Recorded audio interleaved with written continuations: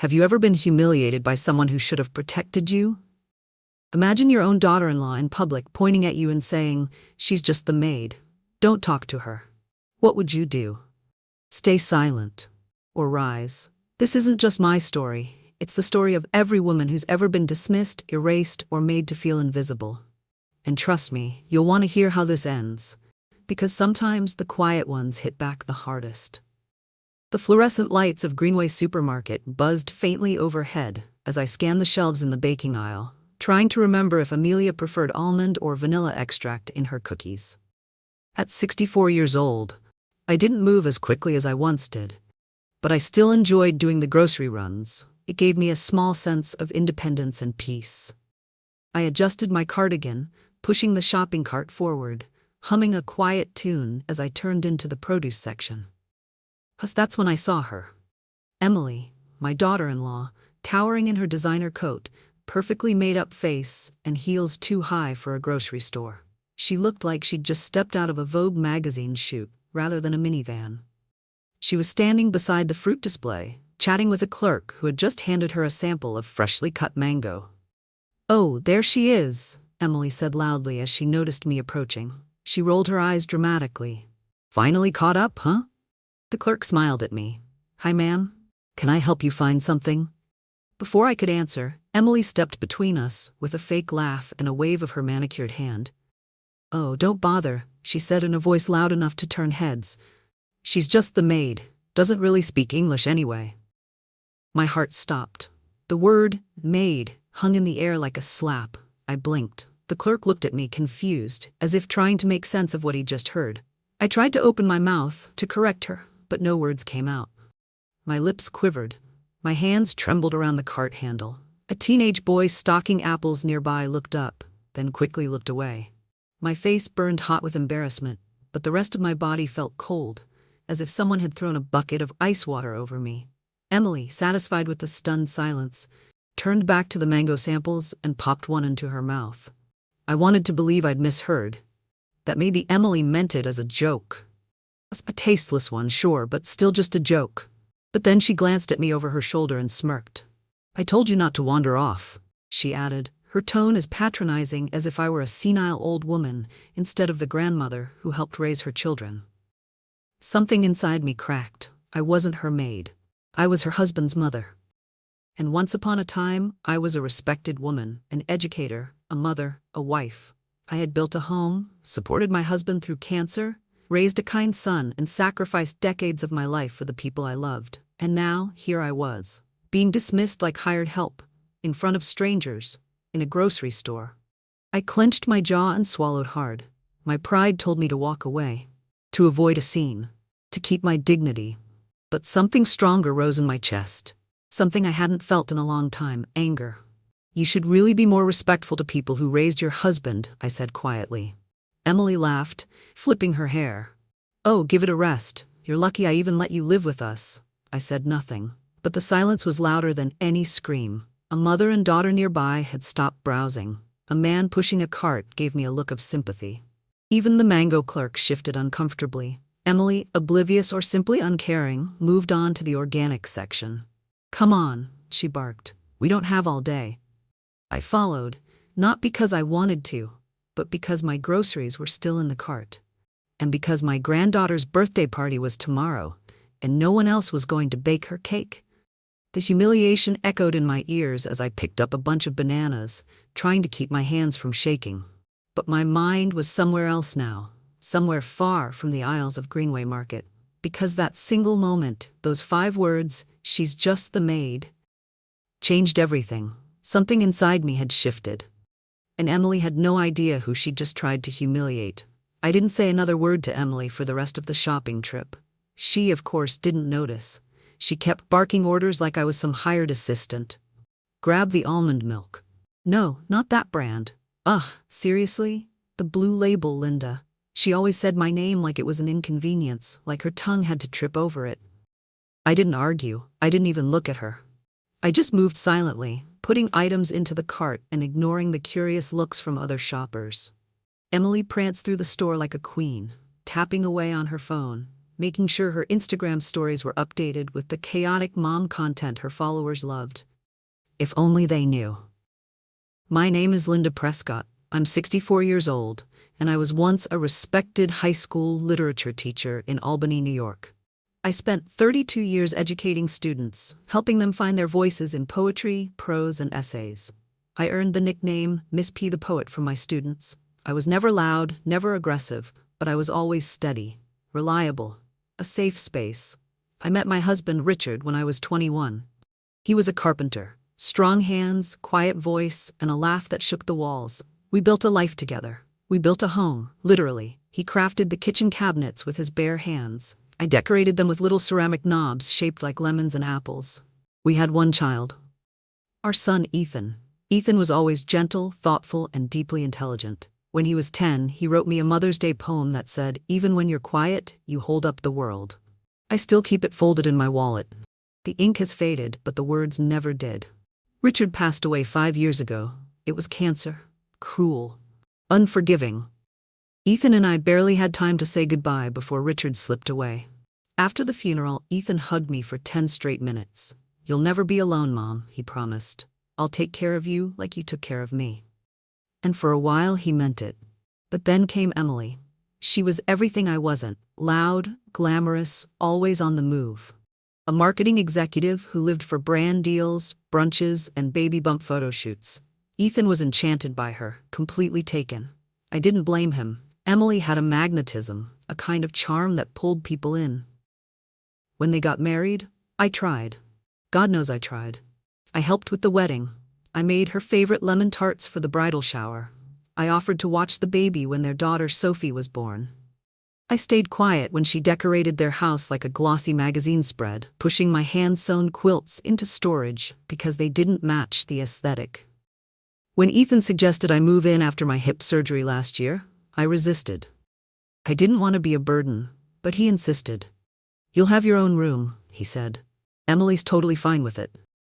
She wasn't, not really.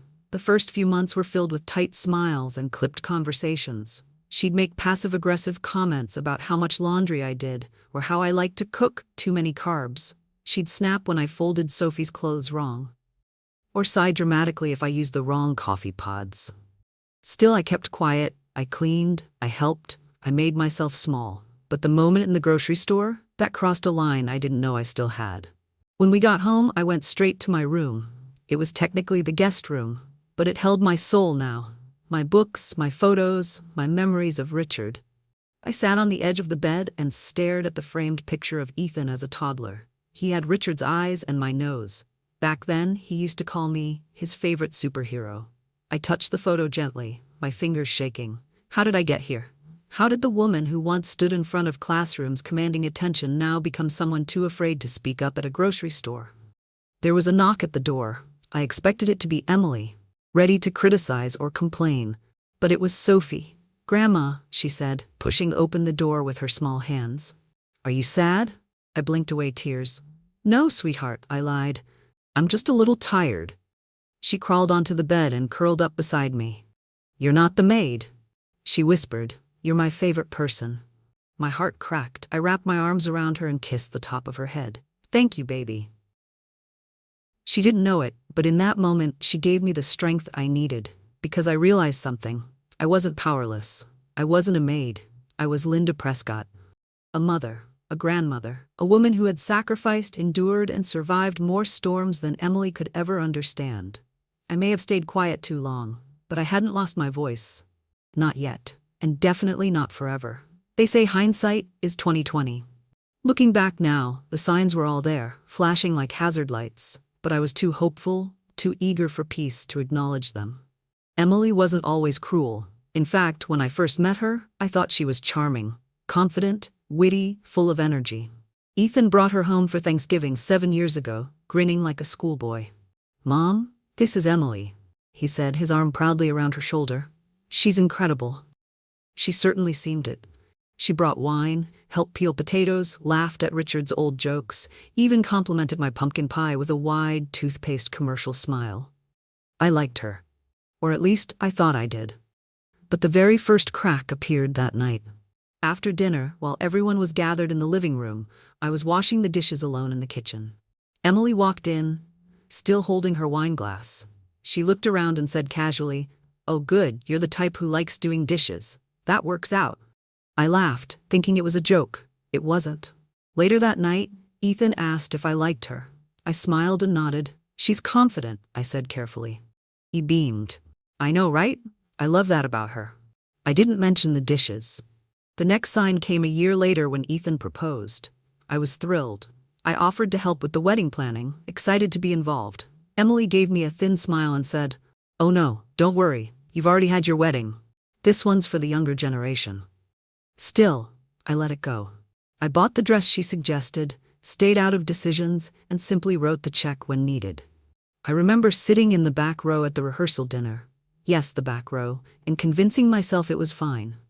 That it wasn't personal. But it was. After the wedding, she made it clear I wasn't part of their vision. The first Christmas as a married couple, I invited them to my house. Emily declined. "We're doing our own thing now," she said. "Besides, Ethan told me your place is kind of cramped." Cramped. The home Ethan grew up in.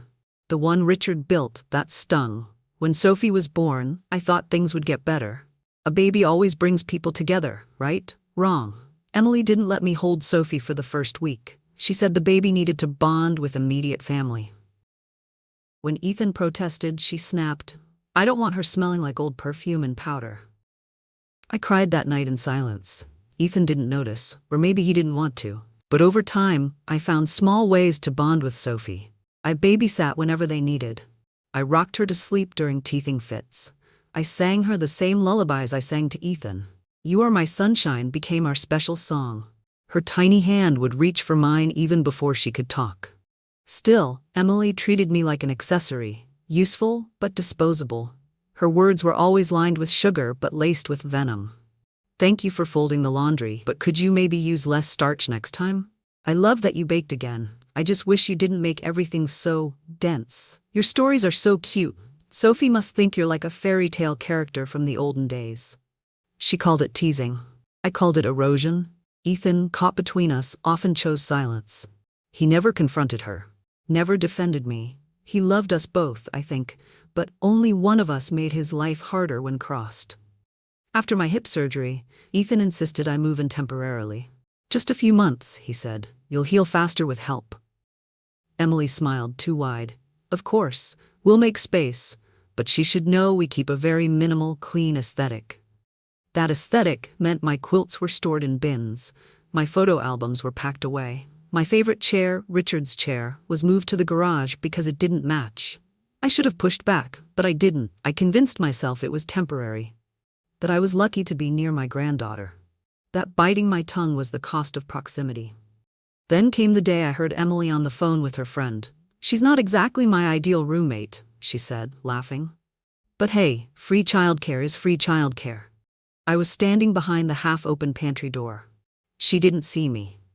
That night, I went to bed early. My hands trembled as I folded my nightgown. I stared at Richard's photo on my nightstand and whispered, "You wouldn't have let this happen." I knew then that Emily didn't respect me. Maybe she never had. But I still believed Ethan did. And I believed Sophie would grow up to see me for who I truly was. Not the nuisance in the guest room, not the ghost in the hallway, but her grandmother. Then came the grocery store. The humiliation wasn't just in the words. It was in how natural it came to her. How easily she dismissed me in front of strangers, like I didn't matter, like I was invisible. But I wasn't, and I wasn't done.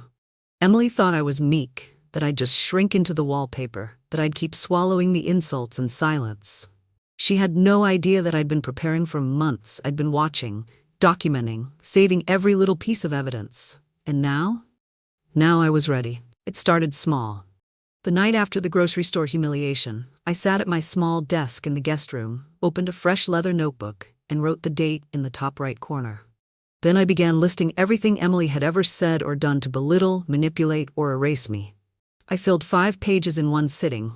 I wasn't planning revenge. Not yet. I was collecting clarity. I needed to see the pattern in ink, not just in the ache behind my ribs. For years, I'd told myself things would get better, that Ethan would notice, that Emily would soften, that Sophie's love would be enough. But love alone couldn't restore dignity, so I made a choice. I would not be passive anymore. I started by calling a lawyer. Her name was Dana McCree, a sharp, no-nonsense woman in her late 40s who had been referred to me by a former student. She met me for coffee at a quiet cafe on 6th Street. I wore my best blouse, pressed my slacks, and tucked my notes in a leather folder. "I want to know my options," I said, after we'd ordered tea. She raised an eyebrow. "In terms of financial independence and legal boundaries. I live in my son's house. I have no lease, no rent, no protection." Dana leaned forward. "And your relationship with his wife?" I didn't answer. I just passed her the folder. She read in silence, flipping through pages of typed summaries, screenshots of text messages, photos of my belongings boxed up and labeled "Donate." A photo of the calendar where Emily had written "nanny coverage meal" in pink Sharpie. When she finished, she looked up. "You've got a strong case if you ever wanted to establish tenants' rights or sue for elder abuse," she said. "But you're not here to burn the place down, are you?" I smiled faintly. "No, I want a soft exit, but on my terms." Over the next 2 weeks, I worked quietly. First, I found a part-time tutoring job through a private academy. They needed someone to help students prepare for college entrance essays and literature finals. I only taught 3 days a week, but it paid enough for me to start saving. Second, I visited an apartment complex near the Riverwalk, a modest one-bedroom with a small balcony and lots of light. It wasn't fancy, but it was mine.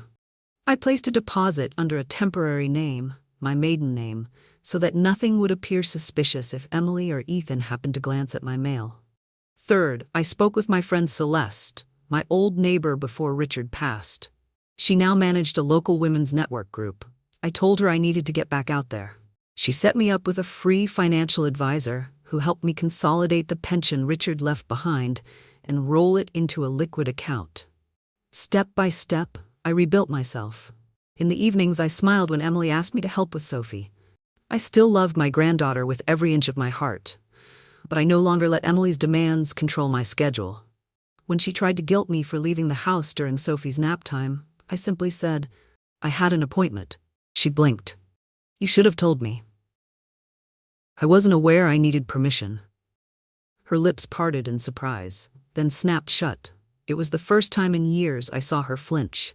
Meanwhile, Ethan remained blind, or maybe willfully ignorant.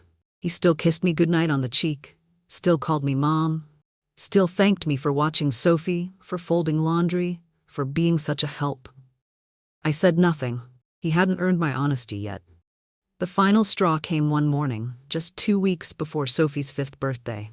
I overheard Emily on a call with her sister Kelly, talking about how she and Ethan were planning to finally turn the guest room into an office. My room. "I mean, she can't live here forever," Emily said, chuckling. "She's not exactly paying rent." That afternoon, I made copies of all my documents, proof of residence, a detailed timeline of her mistreatment, and bank statements showing I'd contributed grocery money monthly, even though they never asked me to, just in case. That weekend, I invited Emily and Ethan for tea in the sunroom. Sophie was at a playdate. "I just want a quick chat," I said, stirring honey into my cup. Ethan smiled. "Sure, Mom? Everything okay?" Emily barely looked up from her phone. "I've decided it's time I moved out," I said simply. Emily's head snapped up. "Wait, what?" "I've found a place, close enough to still pick Sophie up from school when needed, but it's time I had my own space." Ethan frowned. "But why now? You're fine here." "I'm not," I replied, "but I didn't want to make a scene, so I handled it quietly." Emily narrowed her eyes. "This isn't about that grocery store thing, is it?" I held her gaze. "It's about a lot of things." A long silence followed. Ethan looked between us. "I don't understand." "You don't have to," I said. "This isn't a request, it's a plan already in motion." Emily scoffed. "You think you can just leave?" I set down my teacup. "No, I know I can." And I did. I moved out the following week, with help from Celeste and a few of my old students who now had kids of their own. I left behind the quilts Emily had boxed. I took only what mattered: my books, my journals, Richard's photo, and Sophie's drawing from her preschool graduation. My grandma is my hero. The apartment felt like a fresh page. The silence was no longer oppressive. It was freedom. And Emily? She thought she'd gotten rid of me. What she didn't realize was, I had one more move left. A move that would unravel the careful image she'd built. Because for the first time in years, I had nothing to lose, and everything to gain. 2 weeks after I moved into my new apartment, I received an envelope addressed in Emily's swirling handwriting.